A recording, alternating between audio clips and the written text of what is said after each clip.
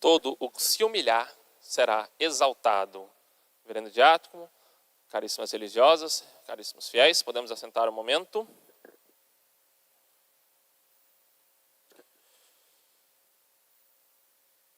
Nesse 10º domingo, após a festa de Pentecostes, nós vemos o tema da oração. Primeiramente, na epístola aos Coríntios, São Paulo nos fala da ação do Divino Espírito Santo no início da igreja. Como que a igreja, no início, na sua difusão, teve uma grande presença das ações milagrosas e extraordinárias do Divino Espírito Santo. Algo necessário para a expansão da igreja. Deus fez daqueles apóstolos simples pescadores, homens rudes, grandes pregadores e propagadores da fé. Assim, nós vemos que a ação do Divino Espírito Santo na alma transforma, converte, santifica a todos.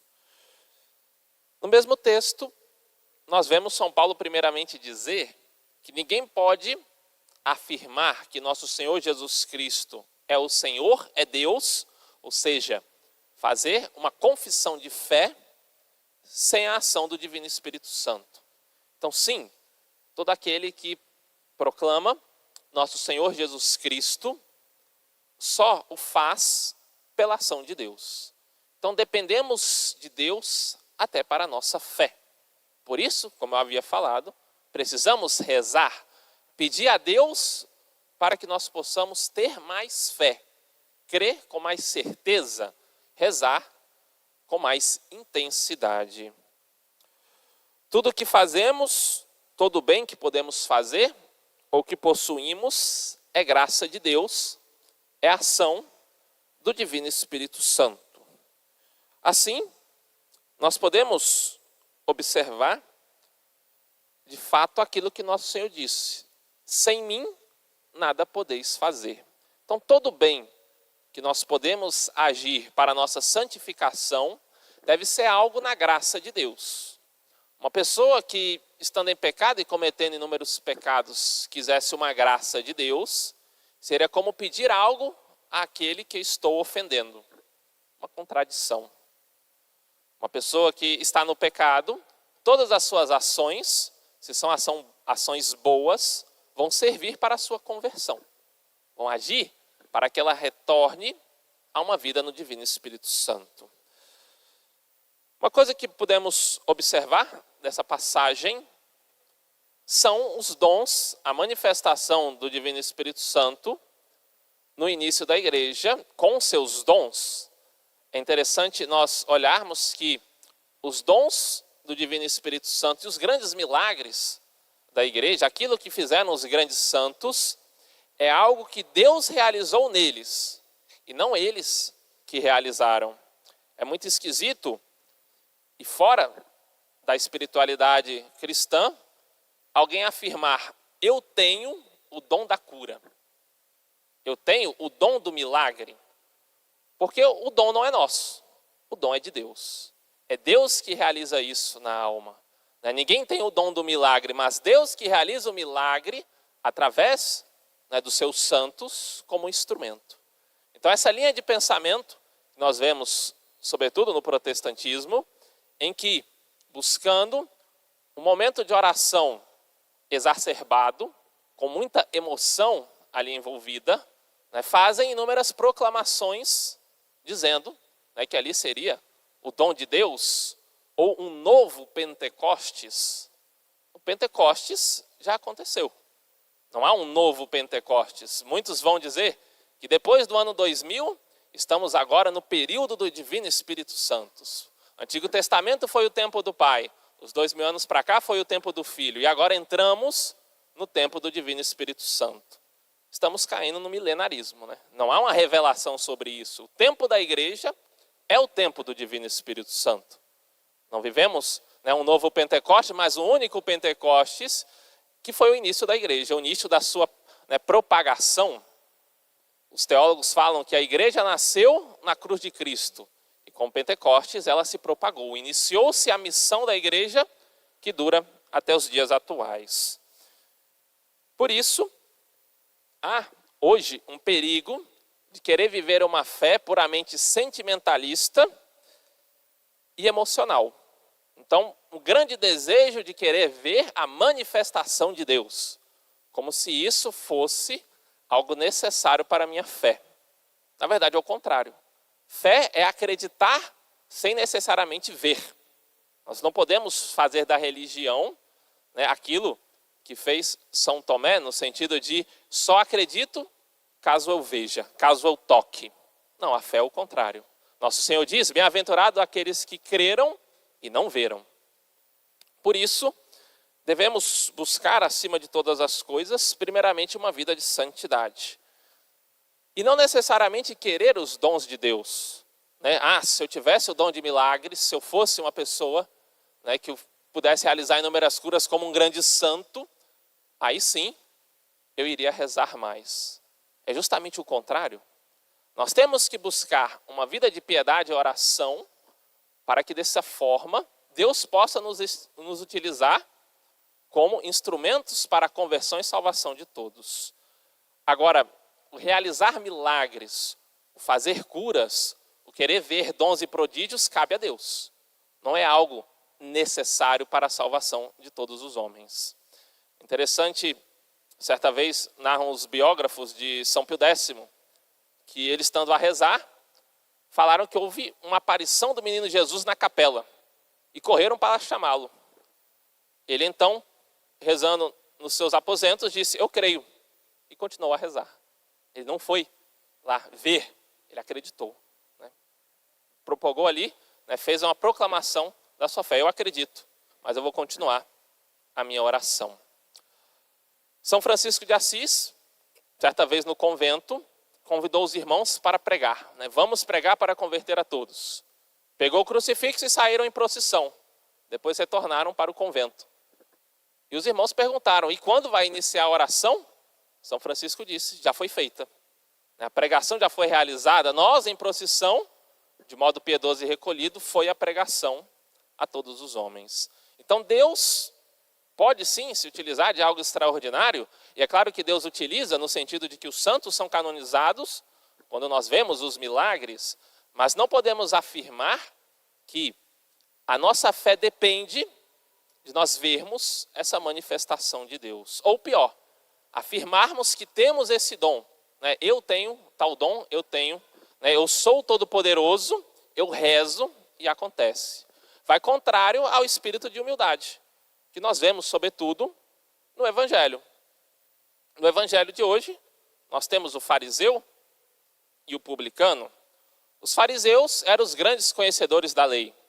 Aqueles judeus que se julgavam justos por praticar pequenos preceitos, mas esqueciam da caridade, esqueciam do amor a Deus e ao próximo. Então julgavam que a santidade consistia em praticar tudo nos mínimos detalhes de todos os preceitos que eles mesmos escreveram. Então, o modo como lavar as mãos, para ele, aquele que lavasse a mão do modo correto, conforme foi, né, proclamado, chegaria à perfeição. Né, os passos na sua caminhada, o modo como se vestir, o modo como agir, tudo, né, nos mínimos detalhes, como quase que de modo robótico, para eles consistia a perfeição. Porém, esqueciam do principal. E aquilo que Nosso Senhor fala, que é o resumo, né, da pregação do Evangelho, amar a Deus sobre todas as coisas e ao próximo como a ti mesmo. Por outro lado, nessa parábola de Nosso Senhor, nós temos o publicano.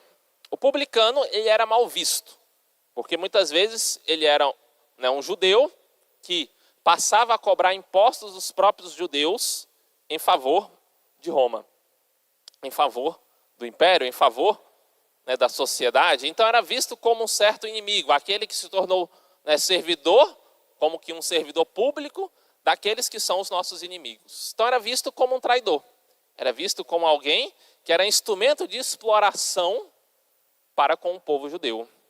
É claro que, se nós olharmos a questão dos impostos, o próprio Nosso Senhor disse, né, dai a César o que é de César e a Deus o que é de Deus.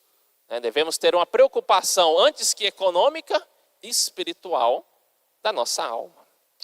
Assim, aquele publicano, por reconhecer que tinha encontrado como serviço, como trabalho, algo que explorava os judeus, aquele publicano pedia misericórdia a nosso Senhor.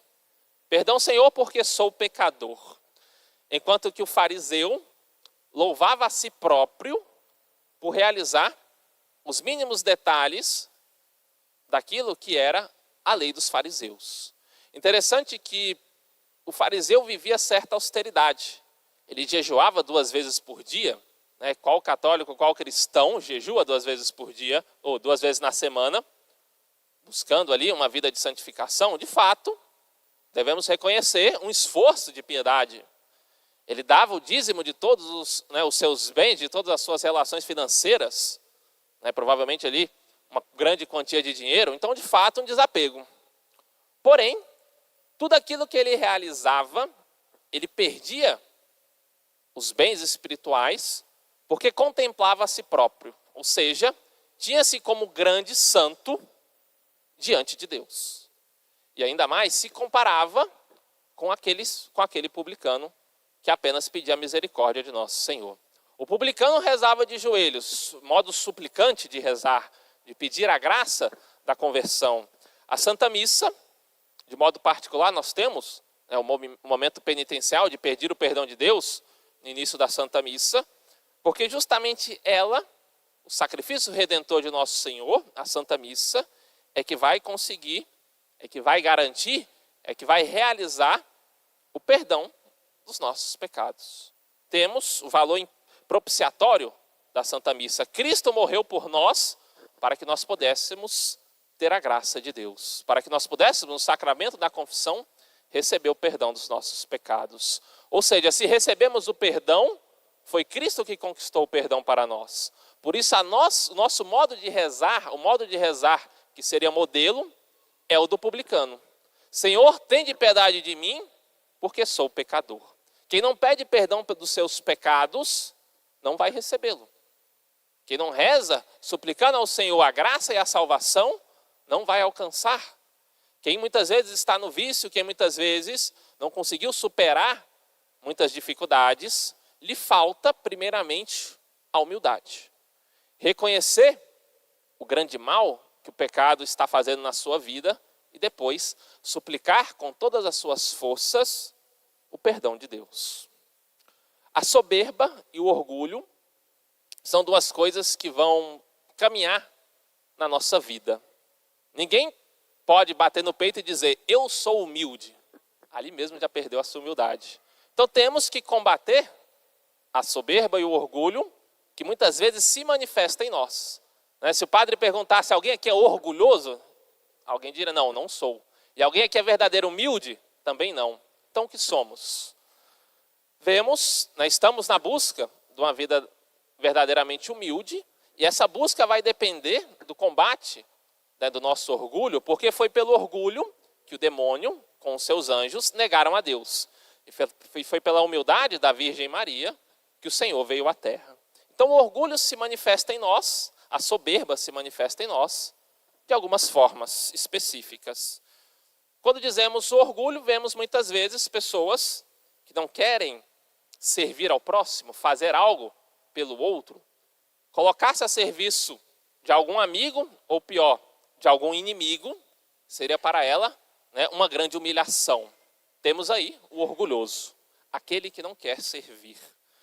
Além do orgulho, vemos também a vanglória, a pessoa que quer ser louvada, que muitas vezes faz um louvor para si, diante de todos, porque quer ser contemplado e adorado como modelo por todos. O exemplo desse fariseu, que se vangloria das suas ações, uma manifestação da soberba e do orgulho.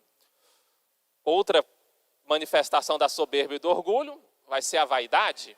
Vaidade no sentido de ter um valor superior àquilo que realmente é. Então, a pessoa que tem uma grande consideração de si, que se acha melhor do que os outros, ou que faz as coisas melhor do que os outros, temos ali uma manifestação do orgulho, da vaidade.